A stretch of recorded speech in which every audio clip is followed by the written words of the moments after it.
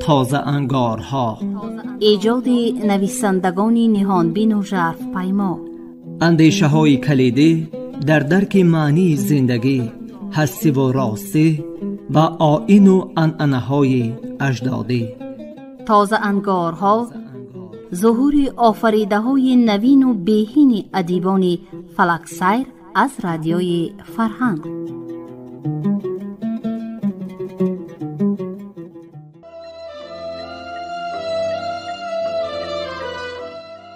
شنوندگان عزیز، علاقمندان گفتارهای ادبی رادیوی فرهنگ، حالا از سلسله گفتار تازه انگارها از خوانی ایجادی نویسنده نامدار تاجیک بهمنیار از کتاب سرمده حکایه های دلپذیری را در قرائت نامزد علمهای فیلولوژی عبدالجلیل امان به سمعتان میرسانیم. روز دیگر یزدان آرزو به خانه همسایه وکیل فرستاد و رازگی بیوزن را گرفت و به تفحص بیت‌های دیه پرداخت و معلوم گشت که 99 درخت بیت بود است در سرمده. از این رقم خوش یزدان ملا آمد، زیرا مهره‌های تسبیح مقدس بخاری زاده نیز 99 دانه بودند. گذشته از این 99 بیت که در کنار جاده ها و سری پشته ها می سبزیدند، انگار مال کسی نبودند. از این 99 درخت 13 بیخ نهالکانی نوخیز بودند، 39 بیخ تن گرفته و چندیر، 34 بیخ دیگر سه برگ سایه‌دار، 10 بیخ دیگر به پیری رسیده ولی هنوز چنگ خزان به آنها نرسیده. تنها 3 درختی باقی پیر و فرتوت و اغلب شاخها خشک شده بودند. از بین این 3 درخت یزدان آرزو یکی را انتخاب کرد که از روی تخمین او تا رسیدن تابستان یک برگی سبزش نمی‌ماند، خشک میگشت و نابود. این درخت در پشت نزدیک خانه کمپیری میسه سبزیده بود. روزش به شام می رسید. کمپیری میسره و بیل پشت را هم بیوزن رو به درخت نکاح کردند. با تمام قانون و قاعدهش بخاری زاده خطبه خواندند و زن خواستند و قبول کردند. این درختی بیل را به صاحبی گفت و یزدان ملک زبان بیت شده بود از پشت درخت خواستند و قبول کردند. به جوریی گفت.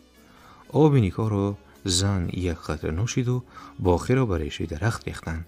یزدان از نزد درخت دور شد و زن آمده زیر درخت پشت به تنی عظمت آن مانده کمی نشست. بعد همه برگشتند. زنک به خانه رفت، بیت در پشت ماند، یزدان در نیمه راه. یزدان در نیمه راه ماند و پشت سر خورید که کاری خوب نشد. آب نکاح را تمام بر ریشه درخت ریختند. یک چکره چکاندن کفایه بودی. مبادا ریشه جان گیرد و قوت سبزد و نمو کند و 2-3 ماه نبود 2-3 سال انتظار شدن لازم آید. وضعی خوش یزدان تباه شد و باز آمد نزدی درخت. آمد و دید و دود از دماغش برآمد. جای آب ریخته چنان خشک بود که انگار آنجا آب نریخته بودند. مکیده است جگر سوخته بدبخت. یزدان سری جل لگد به تنی بیت زد و برگشت. قبلا یزدان آرزو تا نهار نمیخورد، پیشی کار نمیشد. لیک صبح دیگر او دست و رو شست و فیلفور عازمی پشته شد تا ببیند که درخت پیر خوش شده است یا نه.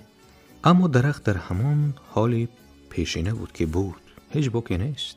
ناپسند دست افشان. یزدان چار و ناچار خشک میشی، دیگر علاج نداری، به سرت آب حیوان ریزن هم نمی سبزی. چی شد و چی ماند کسی نمی دانست. خود یزدان مله نیز به این پرسش پاسخ یافته نمی توانست که چرا او بی پروا 1 هفته گشت و از حال شهبید خبر نگرفت. 1 هفته پس خبر گرفت و دود از دماغش های داد. از دهانش برآمد. بیدی پیر و فرتوت و نیمخورش جان گرفته بود. شاخهای اوریانش حمیل خونچه بسته بود. بیچاره یزدان چون مجسمه جبر دیده در نزد درختی جبر پیشه خیلی بی حرکت و کرخت راست ایستاد و بعد به خود آمد. بی مدار به زمین نشست. حیفا که جامه را با خود نگرفته بود، وگرنه آن را به سر میکشید و آرزو میکرد که ای کاش آغازی بهار می بود. رعد و برق میشد. آتشکی از سینه آسمان فرو آمده به فرق سری این درختی ملعون میزد و خاکستر میکرد یا زمین لرزه می شد و این پشته به آن خیره چیل قدی نیزه به زیر فرو می رفت. صد حیف که جامه نداشت.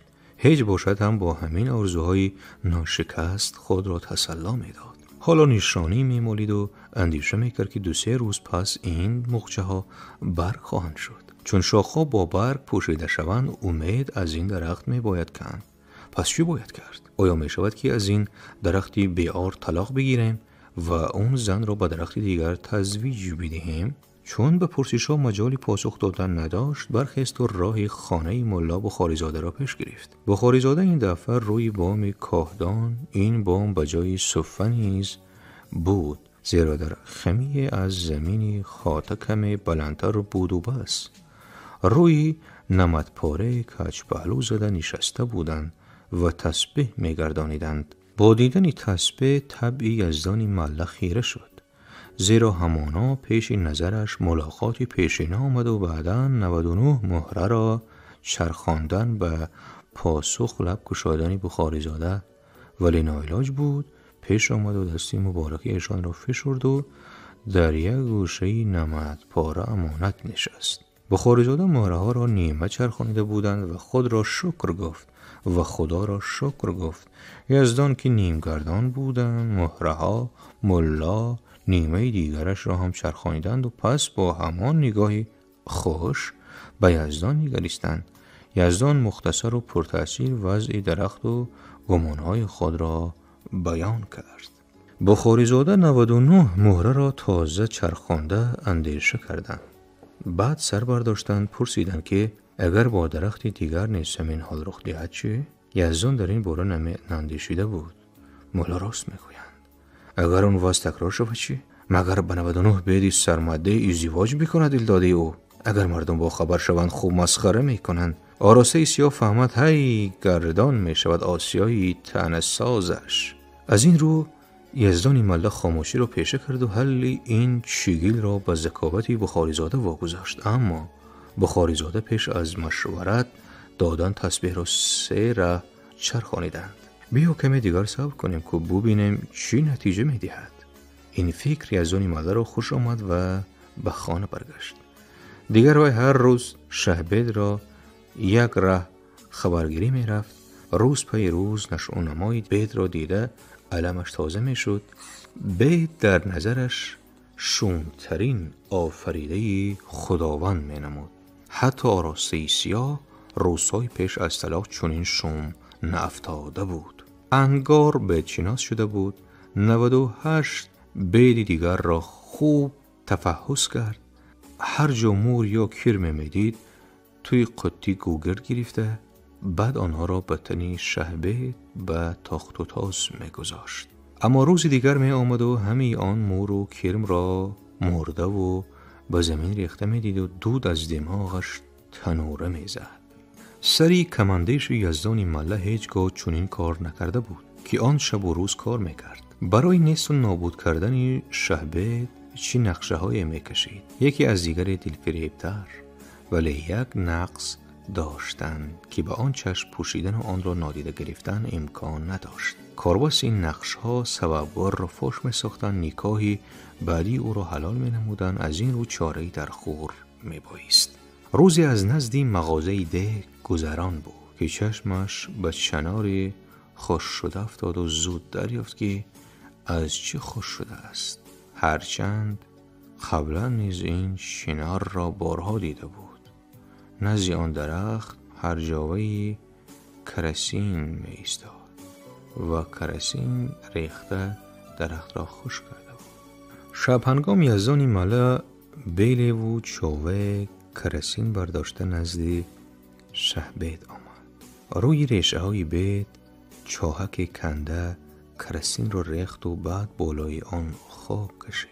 لگدمال کرد و خاطر جمع خانه برگشت. 1 هفته نگران شد که بید خشک می شود، ولی شه چنان زیری برگ های سبز مانده بود که گمان می کرد حالا برگ ها پر می زنند و بید پرواز می کند. یزدان آرزو علاج غیر از دم و صوفی بخاریزاده ندید که باز پیشی آمد. حالا در کل ده همراز به جز ملای همدان نداشت و بخاریزاده این دفعه 99 مهره را 3 ره چرخاندند. از روی گپ عاقبت سر برداشته گفتند ملا این درخت نزدیکی گوری کدام یک مردی کیهان خاک شده و از خاطر فراموش گشته می سبزد و روحش در این درخت تازه جان می گیرد. هی ناخست مشت به پیشانی زدند بخاری زاده. آخر بیوه مرد را زیر همان بیت گور کرده بودند که باز کدام بیوه مرد؟ و بخاری زاده قصه بیوه مرد را به طریق اجمال حکایت کردند. پس او که یک بار مرده است دیگر بلایش نمی زند. با رنگی کنده گفتی از آن قصه را تا آخر شنیده. پگاه بیگاه بیوه زن را با درخت دیگری نکاح میکنم. او را آرام کرد بخاری زاده. باور کن کدام درخت که انتخاب کرده ای زود خشک می شود. اما کار تو پگاه نکشید. آن شب اهل دیه را فریادی زنی به پا خیزان و از همه پیش یزدانی آرزو را زیرا فریاد از خانه همسایه بلند شد. یزدانی ملت در تاز بیرون برآمد و به خانه همسایه نگریست و از ترس در جای خود یخ بست و در مابین حاطه همسایه بیدی عظیمی پشته را با ریشه های اوریان دید. مگر با همان ریشه ها راه گشته آمده بود و در بین دو شاخ آن بیوه زن را دید که در لباسی شب پوش با دست و روی خونشار که هنوز هم آثاری دهشت در آن خوانده می شد آویزان بود.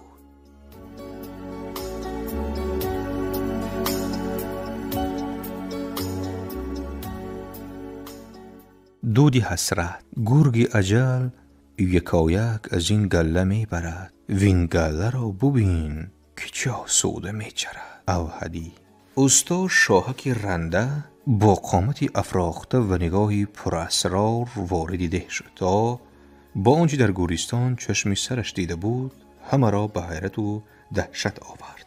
این دم کمپیری مریم کلبوزی همه خار خود را که زمان شهبازی مشهور بود و در سر شاخ به صورت رقم 8 داشت به پشت نزدی خاطرش میران تا علفا عوض گرفته آدم را پخش نکنند.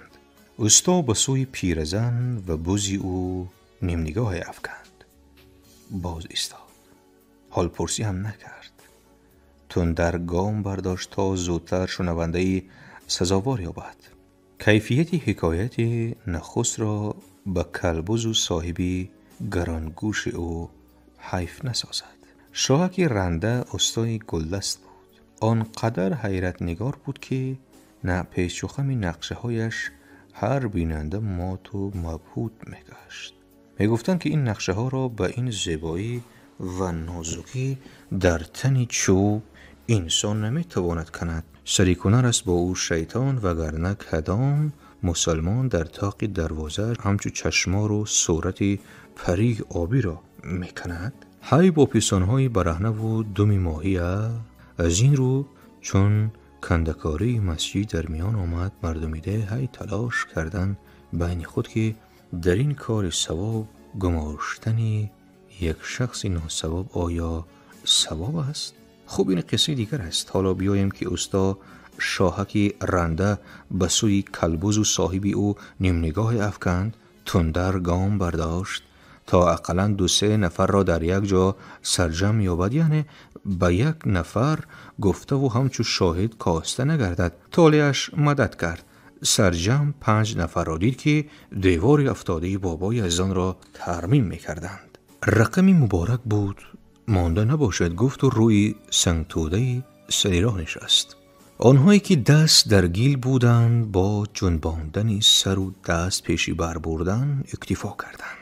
دست خشکان پیش آمدند، دست فشردند و حرمت بجا آوردند. استا بین آنها یگان خیش پریسا را ندید.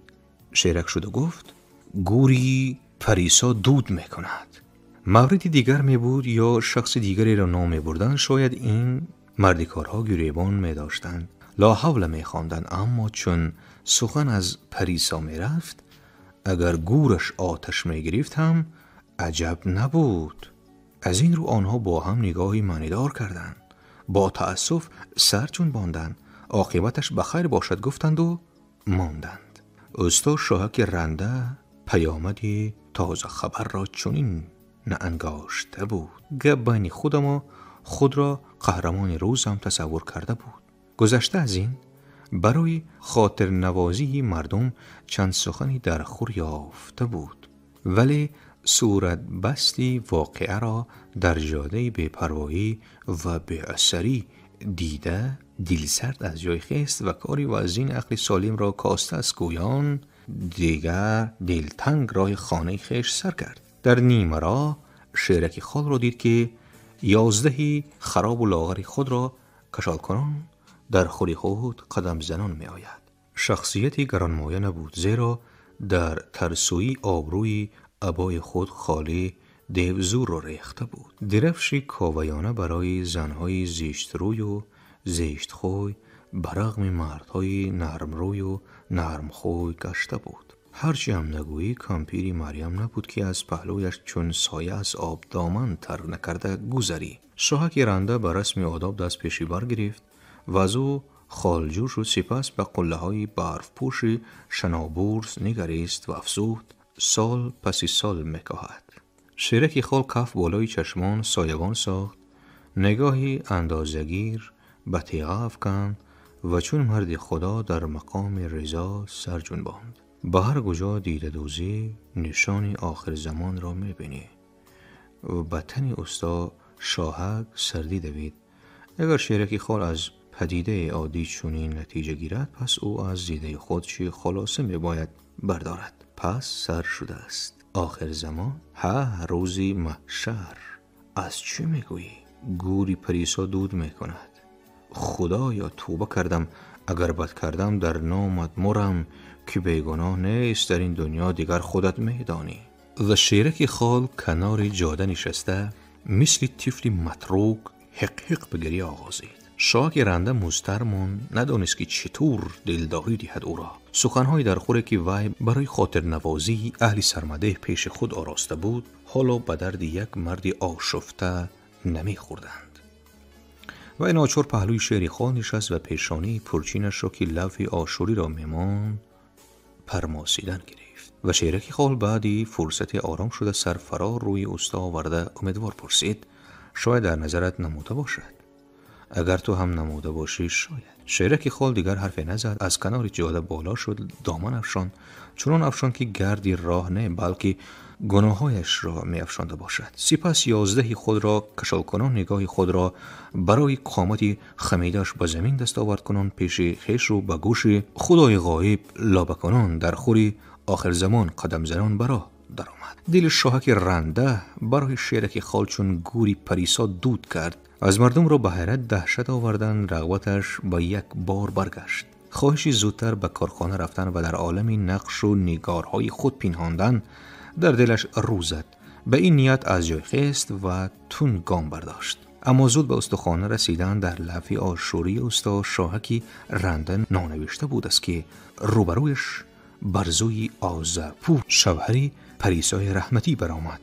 برزوی از تازه خبر به خبر با چشمی پرشرر زمین را لرزانده و حشراتی پیشی پایش را ترسانده با یک نگاه چندین نگاه را رمانده پیش می آمد.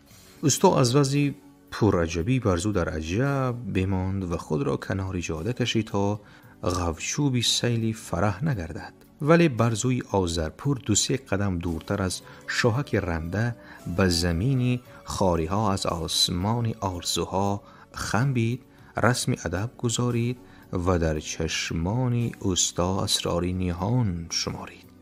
پای تحمل به دامنی صبر کشید که اگر گفتنی دارد بگوید وگرنه او را وقت تنگ است و درنگی سنگ.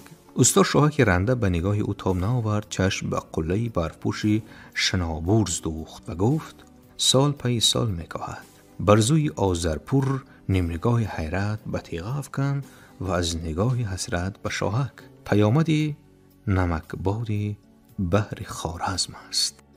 استا شاهک رنده زود دریافت که نزد او شیرک خال نه، مرد دانشیار است.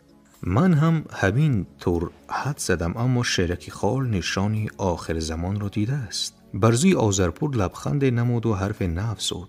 شاهک رنده این لبخند را به سادگی خود حمل کرد که آتشین شد. دود کردن گور را پیامدی کدام باد میگویی نمیدانم. برزوی آذرپور بجای چشم دهان وا کرده به استا می نگریست و شاید تخمین به دلش راه یافته بود که خود را از دست داده بود و رنگ باخته. برای استا شاهک فرصت از دست رفته و راهی گریز بود بسته. به کمال ناخوشی پرسید مگر فکری زندگی داری؟ دختری بزرگی دانیاری آسیابان را فاتحه کردند.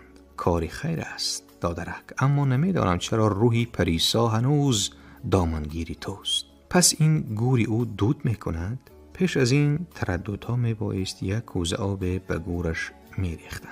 تفس دلش مینشست و امید میکند. همینطور آینه بود ما فراموش کردیم. برزوی آذرپور دیگر او را گوش نمیکرد. وی به کتلهای تنگی دیده دوخته بود، گویا از پس آنها گورستانی مردانی مرد و گوری پریسا را میدید که دود از آن تنوره میزند. استا شاهکی رنده خود را چون استری سرپست در نزد اسبی جومس زیادی دید و خیر خوش را نسیه گذاشته به یگانه جایی که خود را آزاد و بینیاز حس میکرد به کارخانه شتافت. шунавандаҳои азиз, ёдрас мешавем, ки шумо ҳикоётро аз китоби сармадеҳи нависанда Баҳманёр аз силсила гуфтори тозаангорҳо дар қироати номзади илмҳои филология Абдуҷалили Амон аз мавҷи радиои Фарҳанг шунидед. Коргардон Мавҷигул Юсупова. поёни гуфтори 34. шоду муваффақ бошед.